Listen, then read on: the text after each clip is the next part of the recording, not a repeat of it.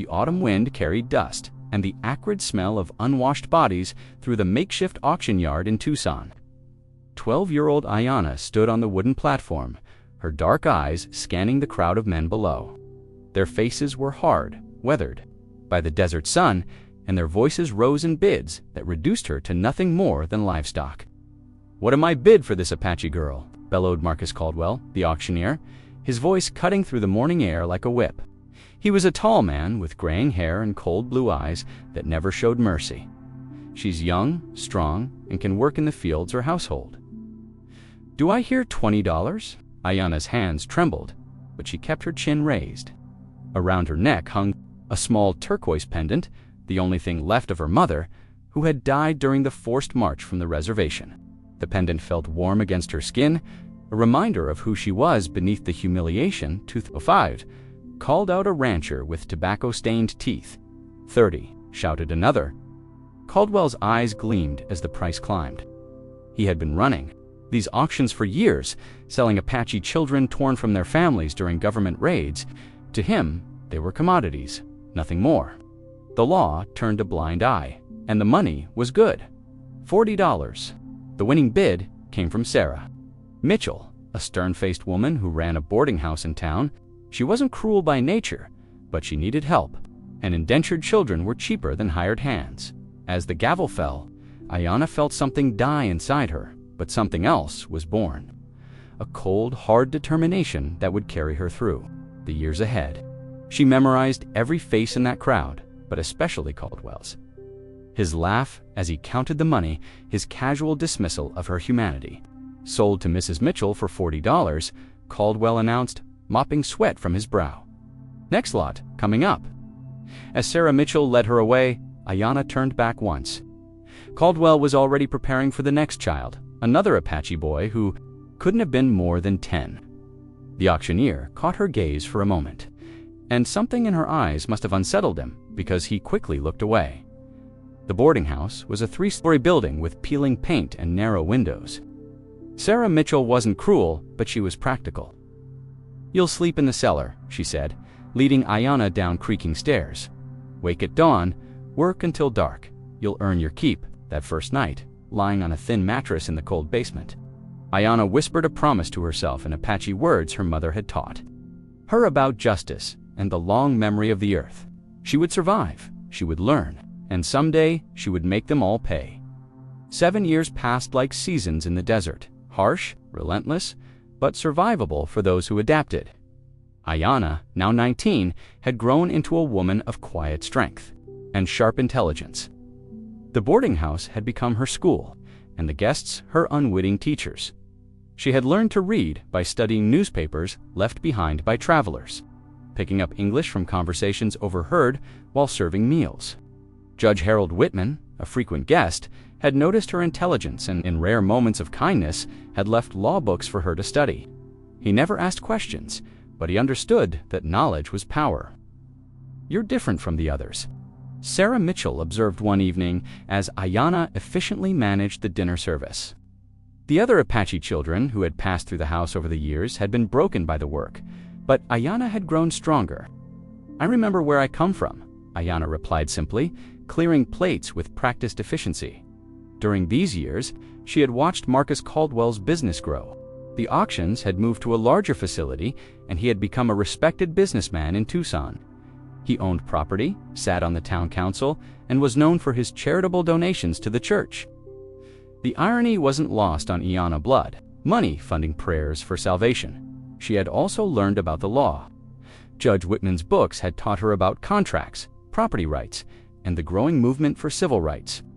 She discovered that what Caldwell was doing wasn't just morally wrong, it was illegal under federal law. The Indian Appropriations Act of 1871 had supposedly ended the practice of treating Native Americans as property, but enforcement was spotty, especially in frontier territories. One evening in 1892, as Ayanna cleaned the dining room after a particularly busy day, she overheard a conversation that would change everything. Judge Whitman was speaking with a federal marshal named Thomas Bradley, who was investigating reports of illegal child trafficking in the territory. "The problem is evidence," Bradley was saying. We know it's happening, but proving it in court is another matter. These auctions are conducted in the shadows, and the paperwork is deliberately vague. What about witnesses? Whitman asked.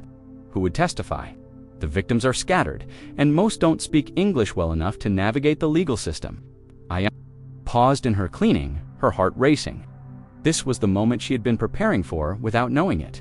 She had the language skills, the legal knowledge, and most importantly, she had been there. She was a witness.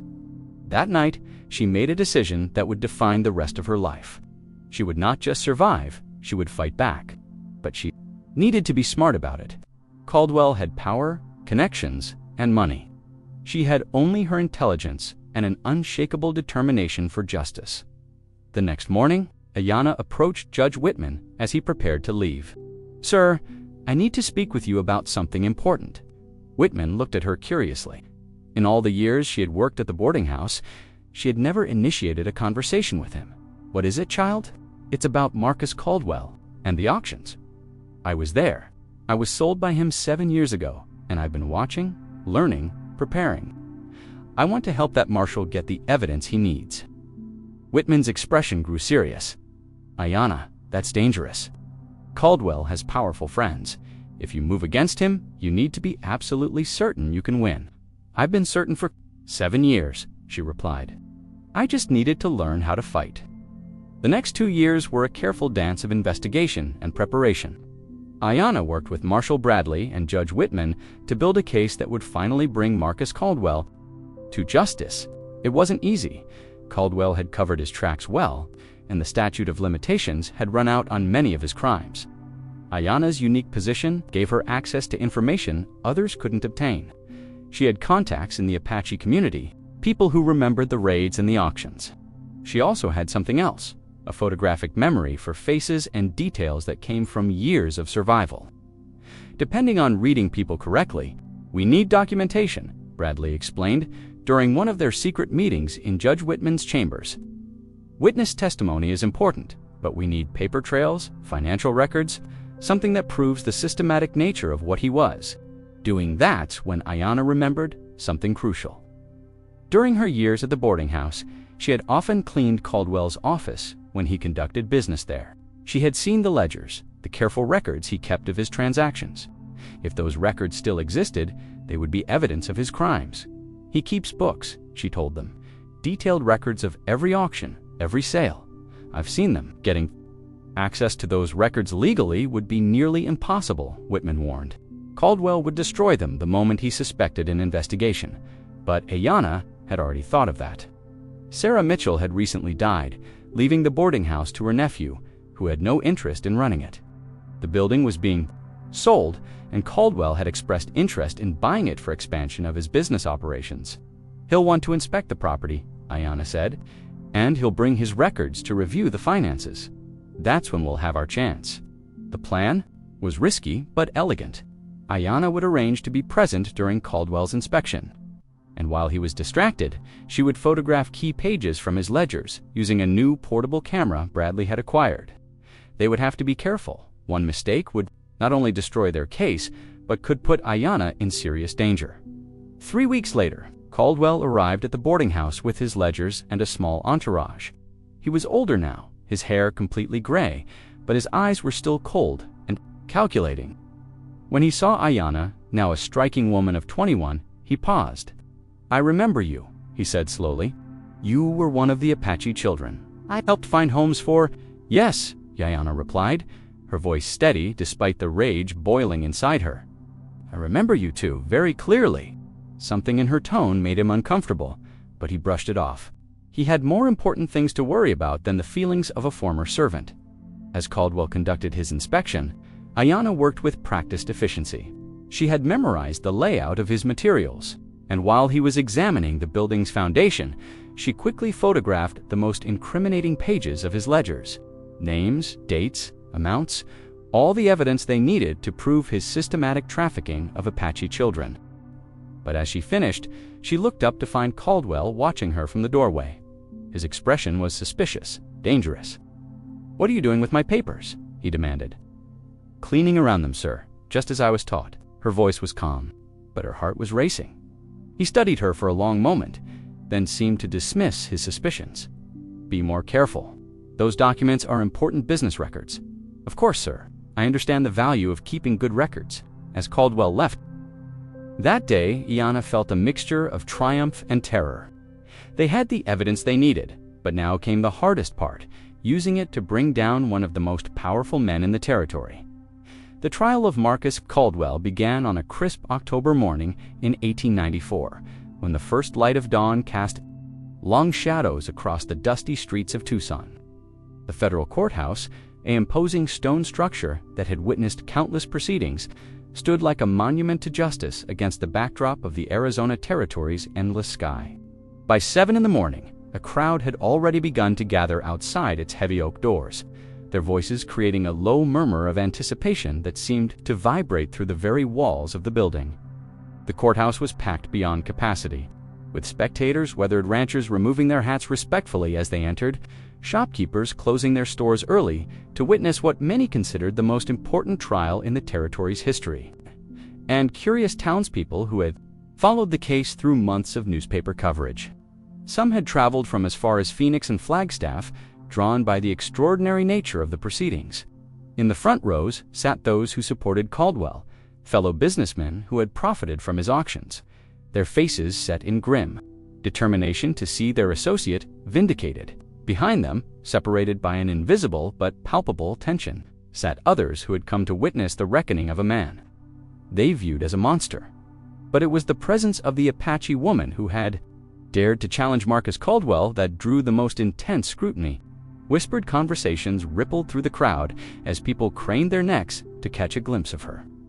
Their curiosity mixed with admiration, skepticism, and in some cases, barely concealed prejudice.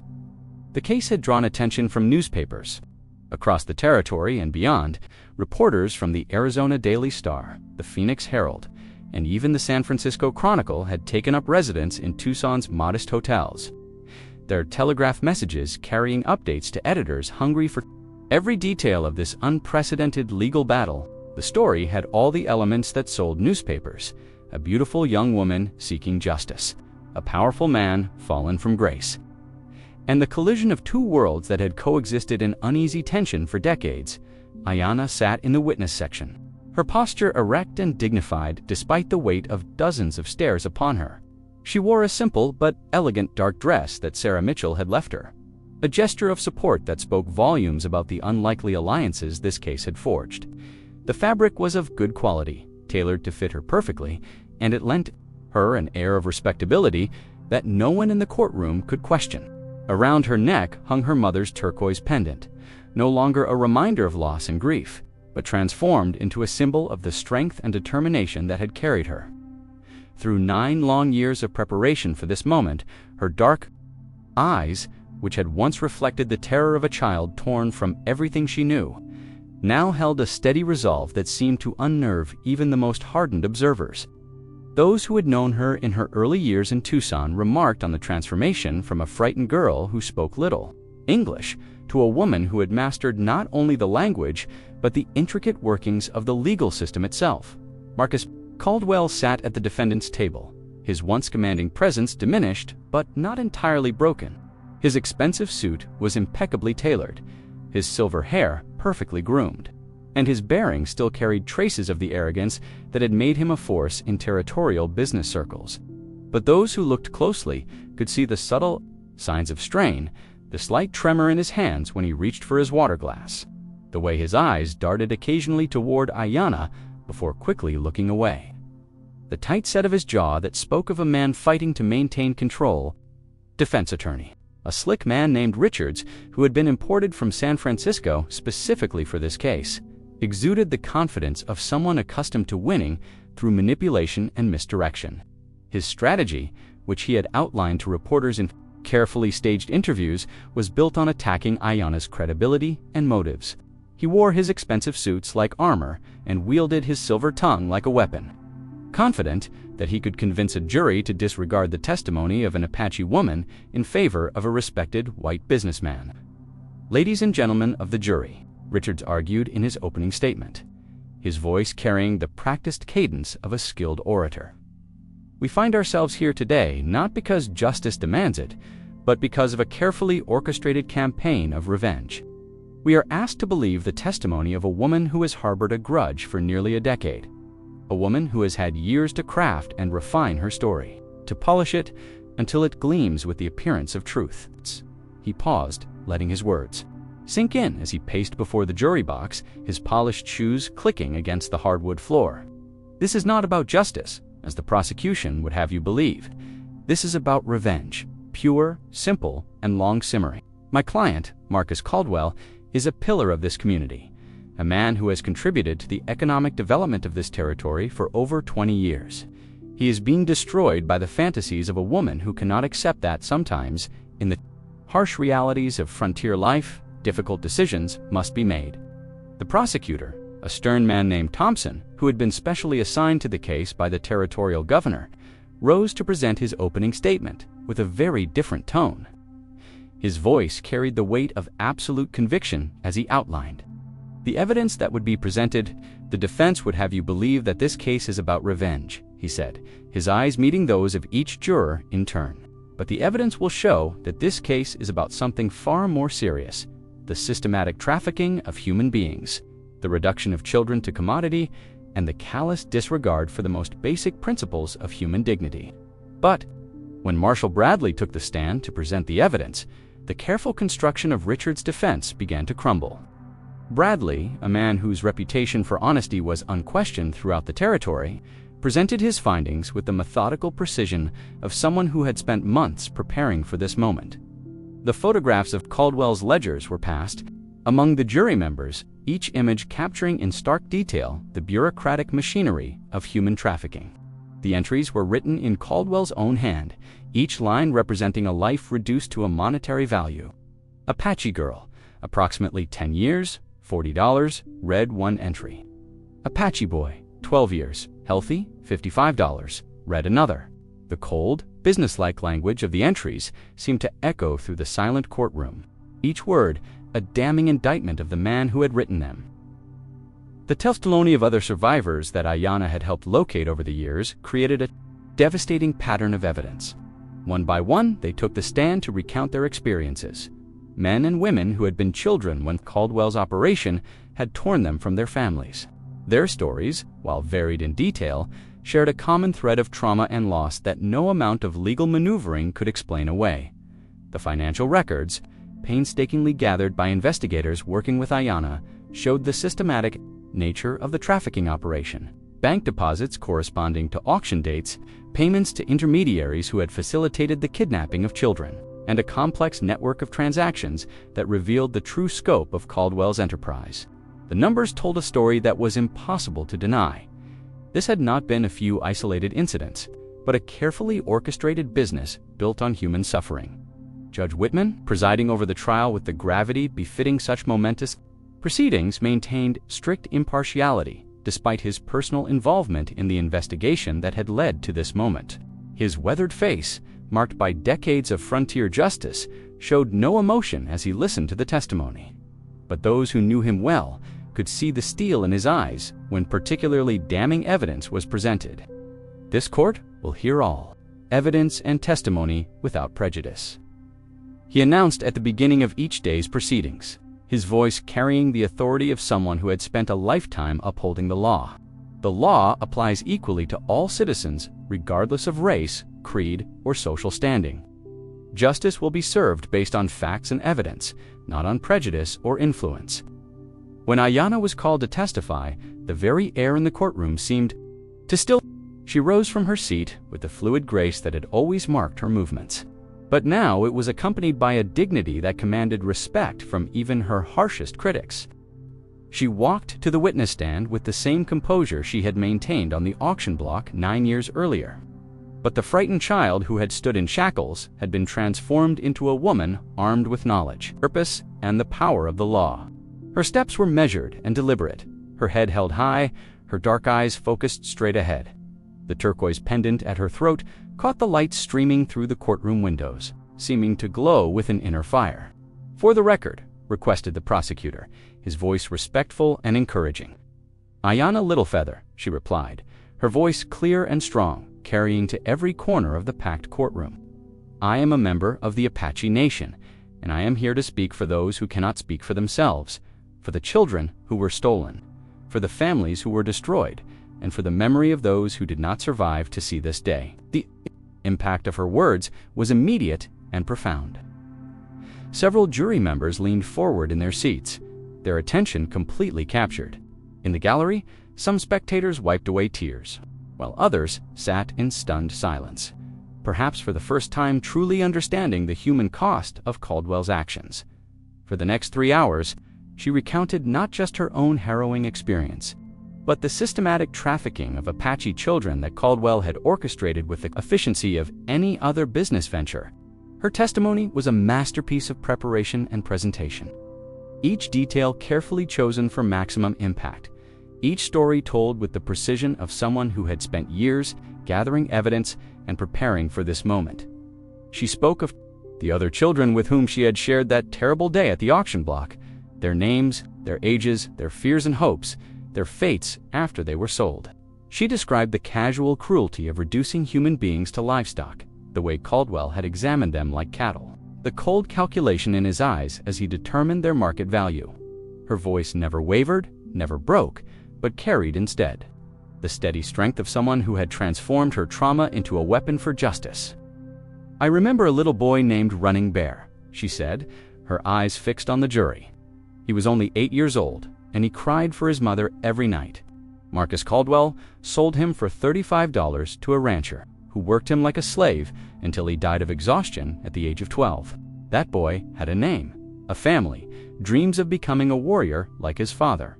But to Marcus Caldwell, he was just merchandise."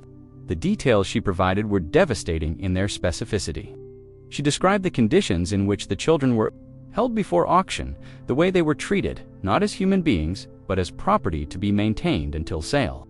She spoke of the fear in their eyes, the way they had clung to each other for comfort, the heartbreaking questions they had asked about when they could go home. Her testimony was precise, detailed, and devastating. Every fact had been verified, every story corroborated by other witnesses or documentation. It was clear that this was not the desperate testimony of someone seeking revenge, but the carefully constructed case of someone who had spent years building an unassailable foundation for justice. When Caldwell's attorney rose for cross-examination, the tension in the courtroom was palpable. Richards approached her with the confidence of a predator stalking wounded prey, but 9 years of preparation had made her unbreakable. His questions were designed to trip her up, to find inconsistencies in her story, to paint her as a vengeful woman driven by hatred rather than a seeker of justice. "Miss Littlefeather," he began, his voice carrying a condescending tone that immediately put the jury on edge, "isn't it true that you have harbored hatred for my client for nearly a decade?" "I have harbored a desire for justice," she replied, evenly, her voice never rising despite the obvious provocation. "Hatred would have consumed me and prevented me from doing the work necessary to bring the truth to light." "But you admit that you have spent years plotting against Marcus Caldwell." "I have spent years gathering evidence of his crimes and preparing to seek justice through the proper legal channels." "That is not plotting. That is the patient work of someone who believes in the rule of law." Every question was met with a clear, factual response that seemed to turn Richard's own weapons against him. When he suggested she was lying for revenge, she looked directly at the jury, her dark eyes reflecting not anger but a deep, abiding sadness mixed with unshakable resolve. Revenge would be putting him on an auction block and selling him like cattle, she said quietly, her words carrying more power than any shouted accusation could have. Justice is using the law to ensure he faces consequences for his crimes and that no other child suffers as we suffered. The courtroom was absolutely silent as her words sank in. Even Richard seemed momentarily taken aback by the simple dignity of her response. In the gallery, several spectators were openly weeping, while others sat in stunned recognition of the profound difference between vengeance and justice. As the cross-examination continued, it became increasingly clear that Richard's strategy was backfiring spectacularly. Each attempt to discredit Ayanna only served to highlight her integrity and preparation. Her responses demonstrated not only her mastery of the facts, but her deep understanding of the legal principles at stake. She had not come to court as a victim seeking sympathy, but as a witness armed with truth and an unshakable commitment to justice. The jury deliberated for less than 2 hours, a remarkably short time for such a complex case. When they returned, their faces were grim but determined. The foreman, a local shopkeeper named Henderson, who had been reluctant to serve on such a controversial case, stood with a solemn expression that spoke volumes about the weight of their decision. "We find the defendant, Marcus Caldwell, guilty on all counts of human trafficking, conspiracy, and violation of federal Indian law," he announced, his voice carrying clearly through the hushed courtroom. The courtroom erupted in a mixture of cheers and angry shouts. Supporters of justice applauded and wept with relief, while Caldwell's allies shouted their outrage and disbelief. Marshal Bradley and his deputies moved quickly to maintain order, but the emotional release was too powerful to be immediately contained. Caldwell sat stunned, his face pale and his hands trembling as he gripped the edge of the defendant's table. For the first time in the proceedings, the mask of arrogant confidence had completely slipped away, revealing a man who could not process that his carefully constructed world had been brought down by a girl he had sold for $40. A decade earlier, Judge Whitman brought his gavel down repeatedly, calling for order with the authority of someone who had maintained peace in rougher places than this courtroom. "There will be order in this court," he declared, his voice cutting through the chaos. "This is a place of law, not a theater for emotional displays." When quiet was finally restored, Judge Whitman addressed the convicted man with the solemnity such a moment demanded. "Marcus Caldwell, you have been found guilty by a jury of your peers of crimes that strike at the very heart of human dignity.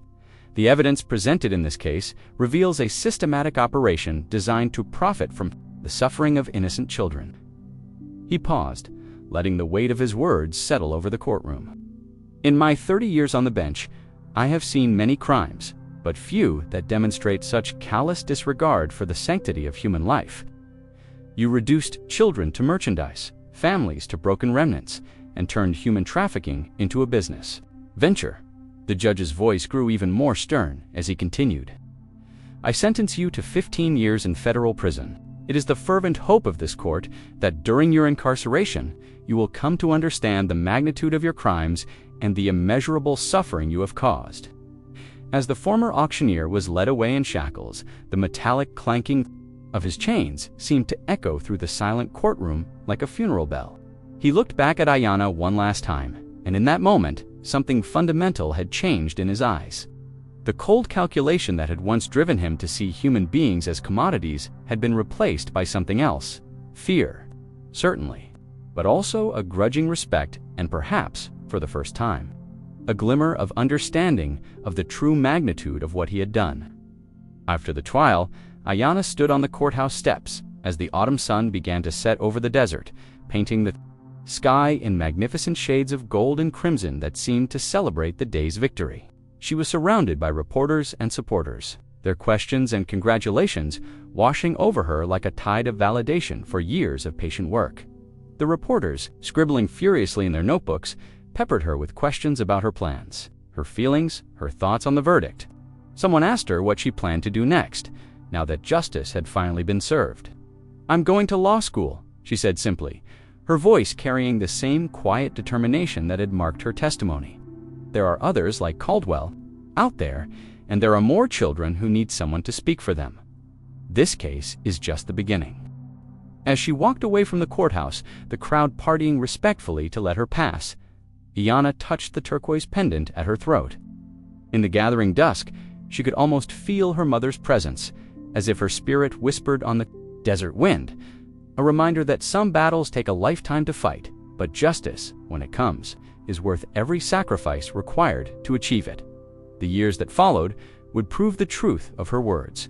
10 years later, Ayanna Littlefeather would become the first Apache woman admitted to the Arizona bar. Her admission ceremony attended by many of the same people who had witnessed her testimony in the Caldwell trial. She spent her career fighting for the rights of indigenous children and families, ensuring that what happened to her would never happen to others.